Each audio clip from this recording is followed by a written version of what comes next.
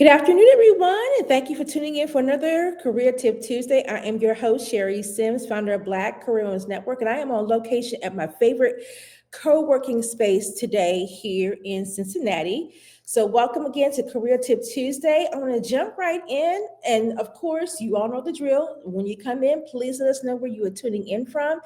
And I'm so excited to talk about our conversation today, which is going to be, or should I say, our topic for today, which is going to be how to gain power in predominantly white spaces. And we'll share 6 strategic moves on how to do that. And the reason why I'm so excited about this specific topic is because I think we don't talk about it. We haven't talked about it on Career Tip Tuesday. And I think this is going to be a great dialogue to share about gaining power. We always talk about becoming a leader, getting promoted, having influence. But we never talk about gaining power. And power is really how you succeed, whether we choose to believe it or not.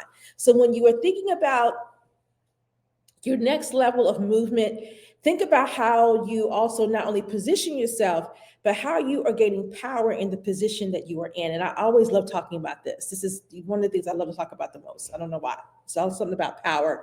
And not that I'm over here trying to get it, but it's just I think that we need to understand it more as Black women in the workplace for those of us who are looking to navigate in this space. So super excited about being able to share this with everyone. Okay, let's talk about it. So the first thing I want to share is talking about the first one, which is play the long game. Build strategic influence, not just visibility. We hear individuals always talk about influence and visibility and all of those things. And they're great. We need them. It's always good because that's how we want to be able to start to leverage and make things happen. But at the end of the day, I think it's more and more important than nothing else to make sure that visibility gets us noticed, influence gets us the results. You don't want to just be seen. You want to make sure you aim to be consulted, which means you want them to be able to come to you for the insight, the advice, direction, the guidance, those types of things. Because when you become the person people come for insight, perspective, or access, this is a couple of things you should ask yourself. 1, am I being seen or am I shaping decisions? Which one do you want? Ask yourself, which one do you want? Do you want to be seen or do you want to be the person that is shaping decisions? Me personally, and the kind of personality that I want to be able to shape the decisions. And not everybody's like that. Some people just want to be able to be seen, and that's okay. We don't let's not knock anybody for wanting to just be seen.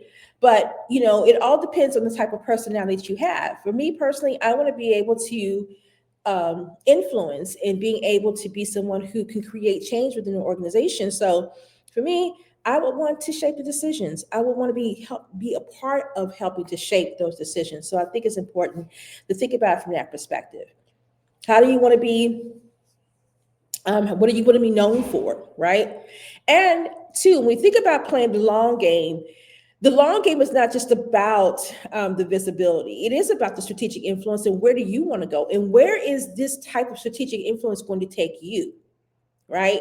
And you want to be able to see that there is a longer track to this. So here's a power move that comes from playing the long game. One of the things that I challenge you to do is this, okay? Identify 2 to 3 high impact projects that you could be a part of or maybe commit to that aligns with the goals that you have as a leader, okay? Not just in your role. How are those impact those projects or, excuse me, those committees that you're aligning yourself with? How are they tied to your goals, not just the job or your role? You want to make sure that your name specifically is tied to the outcomes that are impacting regardless of your level of leadership, okay?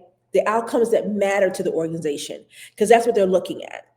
So again, it's thinking about specifically making sure your name is tied to the outcomes that matter the most to their higher level leadership. Yes, part of that is visibility, but it's strategic influence. How are you? What you're doing is crafting the narrative to how you want to be seen, which leads us into number 2. Okay, which is control the narrative about your work. All right. What I love about this specific topic here is that you just don't want to assume that people know what you contribute. I can't even get it out, you guys. Are you strategically letting people know about your story? Are you strategically making your work be visible? Are you strategically letting people know what your superpower is and what you have to offer? Power equals performance and perception. Okay. You know what? As a matter of fact, let me put that in the box, because that's what it needs visibility on the screen. Okay. Power equals performance plus perception. Can't get no more boss than that. So let's talk about that really quickly and break it down. All right. Power equals performance plus perception. Okay. What does that mean in a nutshell? Hi, Alta. She said, well said. Yeah. So what that really means is, if you think about it, is you want to make sure, and look at this as a power move. Let's break it down that way. Look at this as a power move. You want to create a monthly impact update. I love that. Look, take a piece of paper. I don't care. It could be a notebook, something, and create you a monthly impact update. It needs to be an email or a quick check-in with your manager, or something you write in a book. Highlight your wins, your leadership behaviors, the things that you do to display leadership, not just, I had a quick win here. The things that you're doing that are showing your leadership ability, and not just, there's different levels to leadership. So what level of leadership are you displaying? This keeps your work visible. It also keeps the decision makers paying attention to you in the room. So again, create that impact update email and make sure you're having that conversation with your manager, whether your one-on-one is bi-weekly or monthly or whatever it is. Or if you are not meeting as often with your manager than you should, then you probably need to start requesting that you do, so they can stay abreast of what you got going on. Because if they're like, oh, we're good, I'll see you next month. I'm like, no, I need to let you know what's going on right now. So create yourself a monthly impact update, okay, on what it is you're impacting within the organization. How is what you're doing impacting the organization overall, and the outcomes that matter to the organization? That is critical, okay? Make sure, again, going back to when we talked about playing the long game, making sure that what you do is tied, your name is tied to it in a good way, right? It's important to do that. All right, our next one, number 3, okay? Number 3 is cultivating high-level sponsorship. So let's break that down a little bit. Now, I just got through with an amazing group coaching session, masterclass session with a group of leaders, women that I are coaching for leadership. And we were talking about this. We were talking about that place of being able to have a sponsor to speak. And we know what the sponsor is. It's someone who speaks about you when you're not in the room. But to cultivate a high level sponsorship, we know what a sponsor does. We know what a mentor does. But we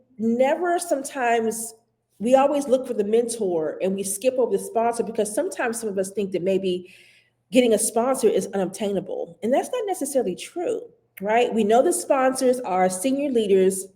There's someone who can open doors for promotions and other opportunities, and they can help with visibility. But here's the power move. If you're talking about cultivating high-level high-level sponsorship, the power move is to identify 1 to 2 people within your organization who already, one, has access to the room that you want to be in, engage with those individuals, and then you share your results with them. And then don't request anything. Let your work speak for itself, but then you ask for their guidance and their partnership, okay? That's strategy. That is strategy, okay? So identify those higher level leaders that you either admire what they do, or you have noticed that they not only have power and influence, but they also have, I mean, well, I won't say in power and influence. They are positioned right and have influence, and then they have power. Well, I guess, yeah, right. All three, I suppose, because those are the ones that are absolutely going to be able to help you with the influence. Again, that's a power move. That's it right there. Making sure that you are identifying one to two leaders. Now, don't approach them as, would you be my sponsor? No, what you do is you naturally cultivate the relationship. What I mean by that, if they have an assistant, get it on their calendar for 15 minutes just to have just a quick check-in. Or maybe you're asking for guidance, a partner. Maybe you're asking for guidance on something. Or maybe you want to talk about how you just had a win and how do you leverage that win within the organization. Make it strategic. Come to them as if you're looking for guidance, but also at the same time cultivating the relationship. Okay? Cultivate the relationship and support them. Ask them what is it that you can do for them, right? And they may not say they can do anything, but you just genuinely want to cultivate the relationship, build trust, and then that way, as you do that and you're coming to them to ask for guidance, but you want them to be able to see the work. So you want to share the work you've accomplished, ask how you can leverage it, and just cultivate the relationship naturally. One of the best things you can do when you're thinking about specifically looking to cultivate a high-level sponsor. A sponsor is critical. Mentors, we can find those, right? Because they're the ones that's going to give us the day-to-day, those types of things. But that sponsor is the one who has the power and the influence to speak when you're not in those rooms. They have access to those promotions and the opportunities, and they have the visibility to say, hey, think about this individual for that role. Consider her for that project. So I think it's critical that you identify who could be that individual. And for those of you who are maybe a little bit more introverted and you feel like, well, you feel like you don't have the value and worth to approach someone who's a higher level in your organization, that is so not true. That's so not true. So just do not allow yourself to hold yourself back by gaining access to an individual simply because you feel like you're not at that level. It's not about you being at that level. It's about you looking at how you can cultivate the relationship and they can offer guidance to you. Okay. And I'm gonna go back and say it one more time, then I'm gonna move on to number 4. The best way you can do that to approach them and say, hey, you want to share with them a win you just had so they can see the visibility of the work that you do. And then, hey, I just really want to know, I have a career track within an organization, and someone at your level, give me insight on how I can leverage this so I can continue to be on the right track for the career aspirations I have to move up in the organization. Yes, Jacqueline, you're so right. Cultivate the relationship naturally. Kiara says, find a mentor who can be a sponsor. Yes, so you find a mentor who can be a sponsor, Kiara, you better make sure that they have the right power and influence and that they're in the right rooms, that sponsor or that mentor needs to be if someone's going to be upgraded to that. So that's important. Again, Jacqueline says, cultivate the relationship naturally, which is so absolutely true. So you want to make sure that you are doing those things. All right, let's go on to number 4, which is use strategic emotional intelligence. Okay, I cannot stress enough the importance of having emotional maturity, you guys. Critical in the game. Critical in the game. All right. Here's the thing. Professionals who are powerful know when to speak. They also know when to listen, and they also know when to let the silence in a space work for them. All right. So you also have to know how that works too, or at least understand it and pay attention to how powerful people in the workplace move. But you got to know who's powerful. Your perception isn't enough because you could think someone is powerful, but they're really not. It's about how they're able to shape and influence what gets done and what changes in an organization. So, don't look at the perception, look at the true impact they're having or the influence they are to create the change. So here's the thing about emotional intelligence. It's not about suppressing your emotions. It's about mastering the impact. So you heard what I just said, okay? Mastering the impact. One power move that you can consider when you're talking about using strategic emotional intelligence is to, and this is one of my favorite things to talk about when we talk about workplace culture and politics and navigating that. You want to observe the unspoken rules in your work environment. We've talked about this before in other conversations. I have a whole training we do on this in our work, a workshop that we do on this within BCWN. But you have to pay attention to the people that you work with, the people your peers, leaders, senior leaders, C-suite.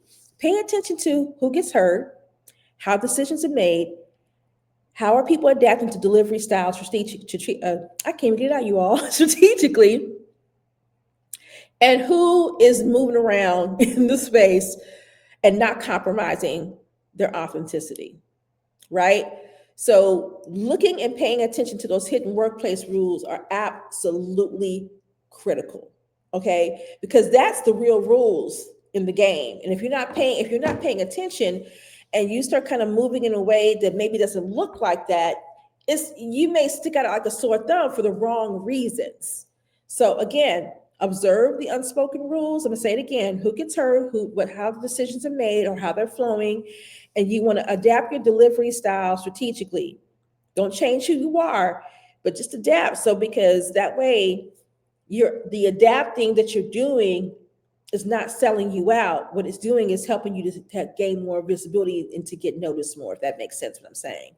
So use it as your power move. Okay. One of my mentors and someone that I highly hold her advice in regard is Marcia Haygood, which is one of the co-authors of Little Black Books of Success, Laws of Leadership for Black Women. And she has a philosophy of strategy over emotion. And I pass it on. I just spread the wealth with that because I think it's such good advice to give. So anytime that I'm in a situation where I really need to make sure that I'm making decisions strategically, and that I know that I need to make sure that I am being impactful and moving the needle on something, I will use strategy over emotion and think about what that looks like. So it's such a great advice from her. Okay, Alita says this is powerful. When you listen and have emotional intelligence, you can see and hear what is always not viable. Absolutely, because I'm telling you right now, you always have to pay attention to the people that you work with and what's going on around you in your company. Because if you are so just working with your head down and not paying attention, you could be blindsided. Not only by just maybe a reduction in force or a layoff, but just be blindsided on what's changing. And maybe you're not keeping up with that within the organization. So it's important to do that. Hi, Matthew. Welcome to our Career Tip Tuesday. He says, as a male navigating emotional intelligence / awareness, this is peak game. Yes, it is. Absolutely. Thank you for joining us too. Kiara, hope I said your name right. Kiara, she says, not code switch. Thanks for clarifying. Yeah, you didn't hear me say nothing about code switching, right? I didn't say nothing about that. Kim says, strategy over emotion. I love it. Yes, that's a quote from the famous Marcia Haygood. Love her to death. I got that from her. So I always spread that around because I think it's critically important. But again, I can't stress enough about using emotional intelligence when we think about how we are moving in these spaces, especially as Black females, or even since we got a brother on here, as Black men too, right? We have to really be conscious about this. We're not talking about code switching. We're just talking about paying attention to the people, the places, and things around us in our workplace, and staying attuned to what the hell is going on around us, and not getting caught up in what could be not so good for us because we are so in the zone trying to just kind of, accomplish what we need to. So we have to be very mindful of that. All right, number 5 is expand your own network. All right. Now, I think that when it comes to expanding your own network, it's key. Okay, thank you for that. Because I want to keep people's names right when I'm saying something. So Kira, got it. Thank you for that. Appreciate it. All right. So number 5, own and expand your network. Now, this is a great one to talk about because I have a friend of mine, but we also have a great partnership together too. Her name is Devana. And she always says your network is your net worth. And it's so true, right? It's so true. But I think also your network is also across and it's up because the relationships that we build with our peers in our community, and then the relationships that we build with decision makers specifically, that's what we need to build power. Okay.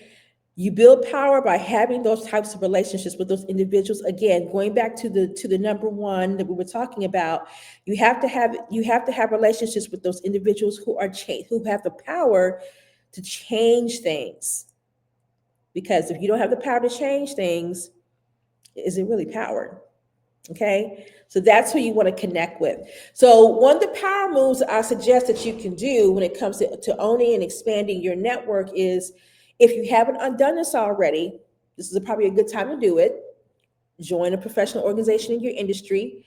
If you have an employee resource group that's still active within your company, get involved, but not just get involved, be a part of the committee of the ERG, okay? And to help lead them. So you could be a member of the ERG, but try to see if you can get on the committee that's helping to create change within that group. So this is about getting involved from that perspective. Even if you are joining your professional organization, if there's a local chapter, see if you can get on a committee within that chapter, right? How can you position yourself to create change? That's where the power is. And then when you think about leadership and being part of a leadership in these particular organizations or part of these groups, being in that, it gives you the space and the exposure to individuals who are paying attention to these groups, who want these organizations and these groups to be successful. That's how you're going to gain access to these executive leaders or these executive decision makers who are paying attention to those things. Or it could be maybe you're part of a committee at work who is spearheading a project, and that's going to give you access to those executive decision makers. This is about being strategic, very strategic, because do we do that enough? Do we really come to work and have a strategic mindset on how we want to elevate our careers, who we want to have access to, and making sure that the skill sets that we are developing in these roles are positioning us to be elevated? Because you always hear me say, you want to make a name for yourself, not just on your job, but in your career. Okay. If that job falls tomorrow, who knows you in the industry? Your network is your network. Who knows that you are a badass in your job and that you can be marketable to go somewhere else quickly? Okay. Pam, you said it on the money. How you show up matters. That right there is everything. So Pam, you were on the money with that. How you show up matters. And how you show up matters, but you have to know the right power moves to make in order to show up in a way that is significant, that people are paying attention. And they also want you to be in the room to help them make the decisions and create the change and be an influence. Yep. She said, your network is your net worth. This is so true. So again, thinking about it from that perspective, owning your network, critical, and cultivating these relationships. And right now, it's such a great time. It's about to be the holidays. If you have not, look at your network and see who can you reach out to them and send them either a LinkedIn message or an email or text message or however you communicate, and say, hey, happy holidays, would love to connect with you over coffee for a 15-minute, 30-minute chat. Or maybe you meet via Zoom just for time purposes, if they're not in the same city. But get on people's calendars right now and catch up. What you've been up to this year, what you got going on for 2026. And this is a good way to start cultivating those relationships, to really help to make sure that you have a rich and robust network that's not only active, but if you need to call upon them for something or to be part of a team, or you want them to be part of an event or committee or whatever, you've got the relationship that you can call upon them and they can say, yes, what can I do? Cynthia says, however, here on Facebook, is there a way to tell between people networking or just being nosy asses? Discernment. Okay. We all have it. Use that spirit of discernment. You know when somebody is being nosy and trying to be in your business versus someone who really is trying to connect. Someone who's really trying to connect, they should be telling you why they want to connect and what's their intention, why they want to network with you, why they want to get to know you, and it's your job to really kind of also gauge that too. Ask questions. Some people ask qualifying questions. Let me see if this is going to be a casual, let's just meet for drinks type of relationship, or happy hour meetup, or is it somebody that I really can create some change with, or we can move the needle on some things, or we could partner with, or I could just maybe genuinely have a true connection with. So you have to be the one to use discernment for that. And if they're just being nosy, then you know what you got to do. If they're just being nosy. And people who be nosy are not going to ask the right questions. They're going to ask the questions that are really just kind of diving into stuff that makes the conversation a little bit more uncomfortable, or say asking questions that your spidey senses should come up and say, hey, this may not be a genuine connection. So again, going back to using your discernment is important. I don't know. I can't see your name, but you said pray for me, y'all. What's going on? So yeah. Don't know what you got going on, but please share with us if you choose to what that is. All right, and our last one is leverage your cultural capital. And what I mean by leveraging your cultural capital means that, as Black women, Black men, because we got Matthew watching as well. Your unique background, whatever it is that you do, whatever your superpower is, whatever your talents and gifts are, you probably are resilient. You probably have insight to your industry, or maybe some of the market liabilities in terms of trends, things that are no longer good for the industry, whatever. They're all assets, right? Your cultural capital really is, your knowledge, your expertise. How do you do what you do within your industry or in your job? What do you bring to the table? What makes you uniquely you in what you do? Okay. You can bring a perspective that nobody else can replicate. They may be able to try to talk about the same topic, but they can't do it in the same way you do. Okay. They may be able to sell the same pair of shoes, but you sell the shoes differently than they do. What is your superpower? How do you leverage that unique value that you bring to what you do? Okay, so here's the power move that you make from leveraging your cultural capital. And what that is you position your identity and who you are as part of your value. And what I mean by that is, for example, if you are somebody who is, and we'll just use that you're DEI driven, right? Maybe you're someone who, we know DEI isn't a thing anymore, but you still are someone who believes in inclusivity, okay? Because even though this is, the government says we can't do DEI no more, doesn't mean you can't individually still have that as a value, right? So if you value, if you are someone who is an inclusive leader, and maybe you value innovation, or you value communication, you value creativity, whatever that looks like. Or it could be maybe a cultural strategy that you value. Okay. You frame your perspective around those things and make that your competitive advantage. Okay. And that's what you're going to use as your superpower in your organization. And in layman's terms, what do you want to be known for? What do you want to be known for? Okay. What do you want to be known for? What do you want to be known for as your superpower? In your job, your role, or your industry. Answer says definitely a difference. And then Pam says, yes, superpower.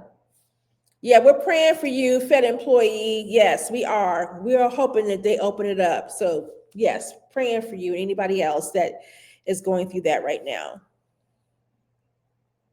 So absolutely. So yes, last one is leveraging, again, your cultural capital. All right. So here's a career smart tip I'm going to leave you with. I'm going to have to go back and recap all six. Power isn't about control. It's about freedom, influence, and choice. The more you understand your worth, your network, and your strategic position, the less you need permission. I'm gonna leave that there. That's powerful, right?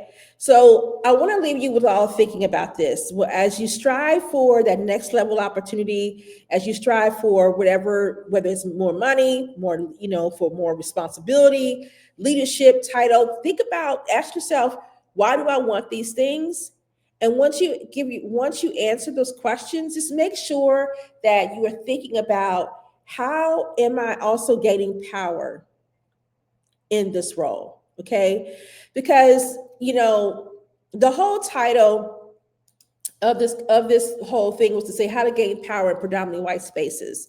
I didn't talk a lot on referencing them in this, but I will say this: when they are climbing the ladder, it's not just about money and it's not just about title. They want the title because the title, they're using it to leverage so they can gain power. Okay.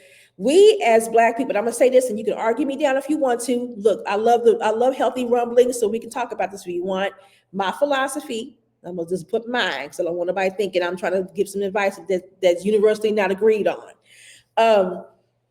But my philosophy is, a lot of times you will see our non-minority counterparts looking to aspire to be in roles, not because they just are just clawing to be in leadership because that's what they want to do. A lot of times they're looking to be in leadership because they want the power. They want the power. The money comes with it, but it's the power they really want. So if you start thinking like that as Black men, Black females, Black men do, they, and I think Matt will agree, a lot of times they understand that power dynamic when they're moving into these higher level roles. But women, we want the title, we want the money, but we're not necessarily thinking about how we can gain power when we're in these roles. Yes, we want influence. Yes, we want to have access to individuals, but you want to make sure that you be in position to have power, because that's how you create the true change. So I wanted to share that at the end because I think it's important for us to recognize that. So I'm gonna go ahead and run down the six again. Play the long game, build strategic influence and not just visibility. Control the narrative about your work, which is number 2. Number 3, cultivate high-level sponsorships. Number 4, use strategic emotional intelligence. Number 5, own and expand your network. And number 6, leverage your cultural capital. All right. So the one thing I want to share with you all, some of you are repeats and some of you are repeats. Sorry about this. Some of you are regular watchers of our Career Tip Tuesday, and then some of you are new to our channel. But I always like to leave you all at the end with the link to where you can download our 6 power moves every Black woman should know. And I'm going to drop it in the chat box of where the live is, where you're watching, where you're chatting. Can't even get it out, you all, where you are putting in your answers. I'm going to leave it in there. So I'm going to put it in there right now. And you should be able to see it, and you can download that. One last thing I also want to share. I would love for you all to download our app. Okay. And we have taken so many months to redesign our app. So we want you to stay connected with us and be in our community so we can continue to have these extended conversations outside of LinkedIn Live. But we'd love for you to download our app and be a part of our community, where we have some free resources for you. Now, we got some, but we have an amazing community of Black career women that you can engage with. Resources and information. So if you could download our app and get connected with us, we would love to have you be part of our community. You can download it from the App Store or Google Play Store if you have an Android. So Apple or Android, and you can download it and be a part of our community. All right, I know we went over today, but this has been a great conversation with you all. I'm so glad that you had joined us. Let's see, we have a couple of questions here. Tamika says, but how do you navigate barriers from other Black people who you might work under? Ooh, well, yeah, you kind of have to be careful with that. Set the expectations, be clear about what it is, how you want to work together. Okay. Set the expectations and make sure you set boundaries. That's Probably one of the quickest ways you can do that. And then pay attention to how they move. Who are they engaging with? How are they moving in the organization? And to see with somebody you can trust. So you gotta be able to pay attention. That's why I go back to saying pay attention to the people that you work with. A LinkedIn user says they claim they want the chiefs and the work of the Indians like we're all slaves and keep us workers. Can they claim the work we do? Yes, but you have to be careful about that. But you can do things that help keep them from claiming your work. But you gotta know how to navigate this space and pay. That's why paying attention to people you work with is important. She said, "Are you going to add the 6 to the chat?" Yes, I already did, Clady. It's already in there, so you can download it. Jacqueline says, "So glad I logged in today. It happened upon BCW." She says, "Great information. Make it a great day." Yes, and for those of you who are new, we chime in. We tune in every other Tuesday. We do this, and Makita's not here today. She's been traveling, so she won't be with me today. She will come back on in our next one, or the last one we'll do of the year. Altina said, "This is the first time catching live. Great tips and glad to learn the key tips to take away from the growth and empowerment." For those of you who are new to Black Careers Network, we are a professional development agency. We support Black women in their professional growth and development. We offer coaching, events, mentoring, professional development workshops, and training. That's why downloading our app and getting part of our community gives you access to what all that we offer. So, and being part of our community in our events, because we do more than just a Career Tip Tuesday. We actually have a whole event lineup of stuff that we do. So would love for you all to connect with you all. James says, "First timer, thank you for the Career Insight networking. It's a skill I had to learn." Absolutely, James. Thank you for watching. We appreciate you watching. And then Cynthia said, "I try to stream from the LinkedIn page." Oh, that's okay. No worries. That's why we do it from Facebook. And we also added our Instagram as well. So people can have different ways that they can tune in. All right, you all. I'm going to go ahead and leave you with this, okay? Think about this for your future, all right? Let your life catch up with who you really are on the inside. I'm going to leave it right there for you, okay? So you can think about that. And then LinkedIn user, I can't see your name, but we're rooting for you. We hope that you be able to get back to work really soon. All right, you all have an amazing rest of your work week, and we'll see you in 2 weeks. Bye, everybody.